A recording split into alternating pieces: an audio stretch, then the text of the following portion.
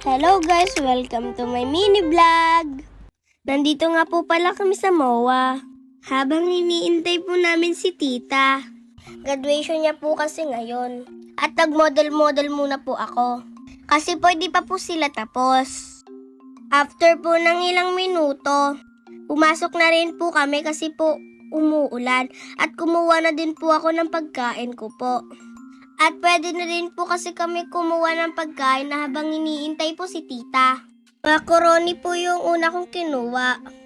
At umikot pa po ako para maghanap po ng pagkain. Nakita ko po ito station ng candy. Kaso po, sabi po ng aking daddy, onti lang daw po kunin ko. Maaga pa daw po kasi. Hindi niya po kasi ako pinapakain ng masyadong matamis. At naghanap pa po ako ulit ng mga pagkain. At wala po ako napili dito.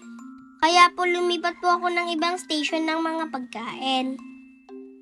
Inalapag ko po to sa lamesa at kumuha din po ako ng donut. At may iba-ibang putahe po dito. Umikot po ako ulit at nakita ko po yung ramen. Pwede po kayo magpaluto. At may flavor din po, iba't ibang flavor din po. At nakakita po ako ng wasabi.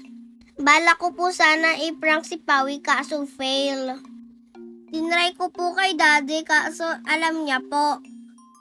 At sabi niya po swabe daw po ito. Kumuha na din po ako ng egg tart. Ice cream po at strawberry flavor po yan and many marshmallows. Nagpaluto po ako ng crepes. Strawberry flavor nga po ang kinuha ko. At kumuha na din po ako ng milk tea para kay mami ko. Hanggang dito na lang po. See you on my next vlog.